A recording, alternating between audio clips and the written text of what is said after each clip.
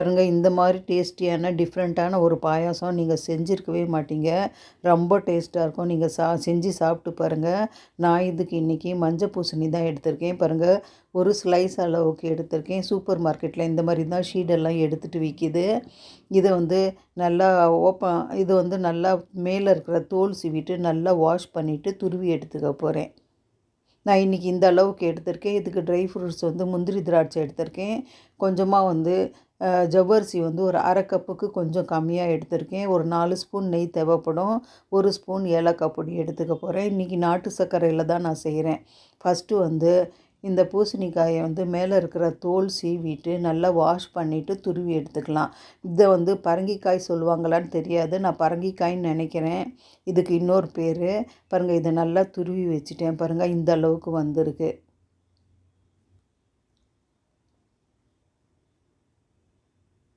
இது ஒரு பக்கம் வச்சுக்கலாம். இப்போ நம்ம செய்கிறத பார்க்கலாம். அடுப்பு பற்ற வச்சுட்டு பேன் வச்சுட்டேன். கொஞ்சம் சூடாகட்டும். நம்ம நெய் வந்து ஒரு 4 ஸ்பூன் அளவுக்கு, அது கம்மியாக கூட நீங்கள் போடுங்க, பரவாயில்ல.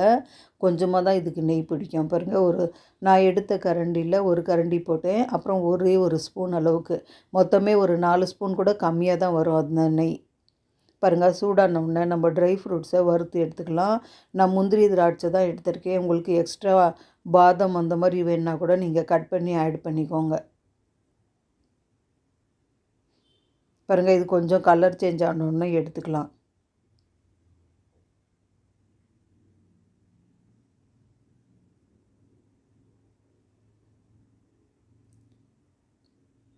பாருங்கள், இந்த நெய் இருக்குது இல்லையா, இதுலேயே நம்ம ஜவ்வரிசி போட்டு வறுத்துக்கலாம்.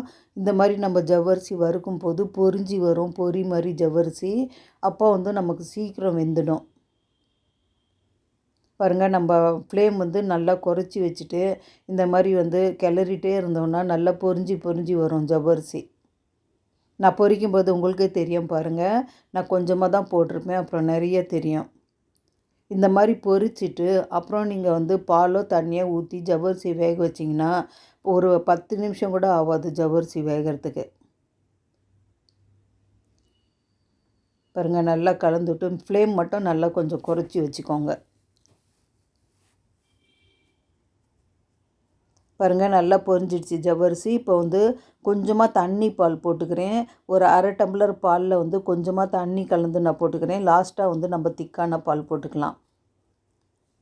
ஏன்னா இது ஜவ்வரிசி வேகிறதுக்காக நான் ஃபஸ்ட்டு போடுறேன். பாருங்கள், நல்லா கொதிக்க விடுங்க. கொஞ்சமாக மூடி ஃபுல்லாக மூடி போட்டு வைக்காதீங்க, பொங்கி வந்துடும். பாருங்கள், நான் மூடி இருக்கேன் இல்லையா, கொஞ்சமாக ஓப்பனாக வச்சு வேக வச்சுக்கோங்க. ஜவ்வரிசி ஃபஸ்ட்டு வேகட்டும்.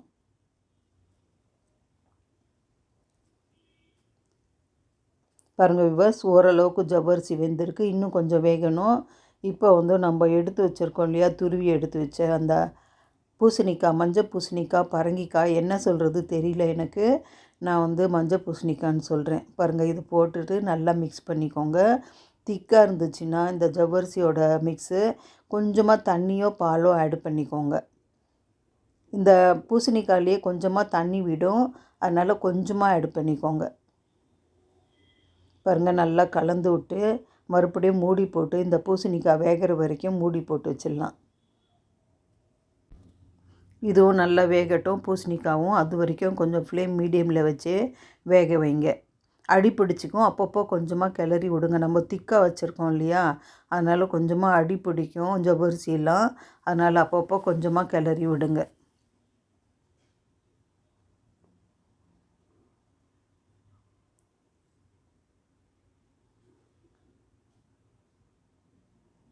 பாருங்கள், ஜவ்வரிசியும் நல்லா வெந்துடுச்சு, பூசணிக்காவும் நல்லா வெந்துடுச்சு. பூசணிக்காய் வந்து ரொம்ப சாஃப்டாக இருக்கிறதால ஒரு 2 நிமிஷத்துலேயே நல்லா வெந்துடும் பூசணிக்காய்.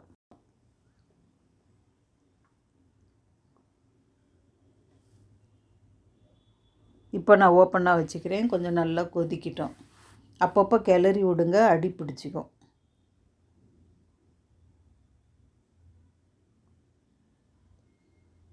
பாருங்கள், 1 ஸ்பூன் ஏலக்காய் பொடி போட்டுக்கிறேன். ஏலக்காய் பொடி வந்து நான் சுகர் மிக்ஸ் பண்ணி அரைச்சிருக்கேன், அதனால தான் கொஞ்சம் உங்களுக்கு அதிகமாக தெரியுது. 1 ஸ்பூன் அளவுக்கு தான் போட்டுக்கிறேன். இதில் வந்து நாட்டு சர்க்கரை வந்து நான் இன்றைக்கி எடுத்திருக்கேன்.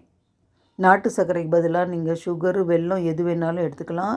வெல்லம் போடுறதா இருந்தால் கொஞ்சமாக கரைச்சிட்டு தண்ணி இந்த மண்ணெல்லாம் வடிச்சிட்டு கொஞ்சம் பாகு காய்ச்சி மிக்ஸ் பண்ணிக்கோங்க. உங்களுக்கு தேவையான ஸ்வீட்டுக்கு போட்டுக்கோங்க. நான் இந்த அளவுக்கு போடுறேன் நாட்டு சர்க்கரை. இது கரெக்டாக தான் இருக்கும். உங்களுக்கு பத்தலைன்னா இன்னும் கொஞ்சம் கூட ஆட் பண்ணிக்கோங்க. பாருங்கள், நல்லா மிக்ஸ் பண்ணி விடுங்க. நல்லா கொதிக்கட்டும். இப்போ இதை மிக்ஸ் பண்ணிவிட்டு இன்னும் கொஞ்சம் பால் ஆட் பண்ணி நம்ம நல்லா கொதிக்க வைக்கலாம். பாருங்கள், மூடி போட்டு வைக்கிறேன் ஒரு 5 மினிட்ஸு.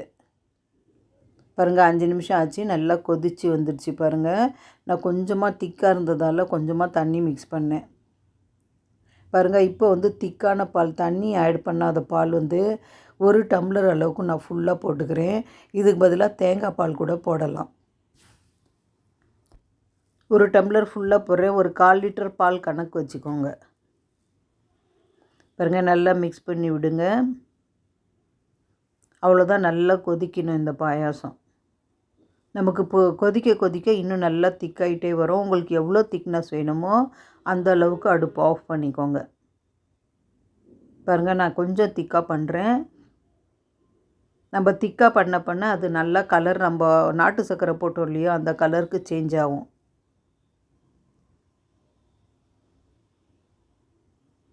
உங்களுக்கு சுகர் பிடிச்சிருந்தா சுகர் கூட ஆட் பண்ணிக்கோங்க. பாருங்கள், நல்லா ஒரு 5 நிமிஷம் கொதிக்கட்டும். அடுப்பு ஆஃப் பண்ணிக்கலாம். இப்போ நம்ம ட்ரை ஃப்ரூட்ஸ் வறுத்து வச்சுருக்கோம் இல்லையா, அது பாதி அளவுக்கு நான் போட்டேன். மீதி பாதி வச்சுருக்கேன். நான் கடைசியாக போட்டுக்க போகிறேன். பாருங்கள், நல்லா திக்காயிட்டு வருது பாருங்கள்.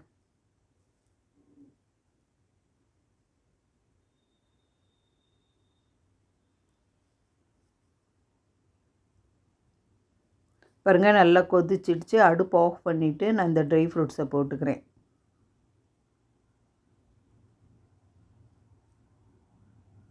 அவ்வளோதான் வியூவர்ஸ். அடுப்பு ஆஃப் பண்ணிவிட்டு பாருங்கள், நான் இறக்கி வச்சுட்டேன். இது ஒரு கப்பில் போட்டு சுட சுட சாப்பிட கொடுக்கலாம். அப்படி இல்லைன்னா ஜில்லாக ஃப்ரிட்ஜில் வச்சு கூட சாப்பிட்லாம். ரொம்ப சூப்பராக இருக்கும் இந்த பாயாசம். ரொம்ப டேஸ்டியான ஹெல்த்தியான பாயாசம். மஞ்சள் பூசணி ரொம்ப உடம்புக்கு ஹெல்த்தியானது தான். நம்ம ஜவ்வரிசியும் உடம்புக்கு ரொம்ப நல்லது. பாருங்கள், இந்த மாதிரி காம்பினேஷனில் ஒரு பாயாசம் செஞ்சு பாருங்கள், நான் கப்பில் போட்டிருக்கேன். பார்க்குறதுக்கு எப்படி இருக்குது? ரொம்ப ரொம்ப டேஸ்ட்டாக இருக்கும். ரொம்ப செலவு கம்மி தான் இந்த பாயாசம் செய்கிறதுக்கு. நீங்கள் இந்த மாதிரி செய்யுங்க, ரொம்ப டேஸ்ட்டாக இருக்கும் இந்த பாயாசம். ஒரு முறை செஞ்சு பாருங்கள்.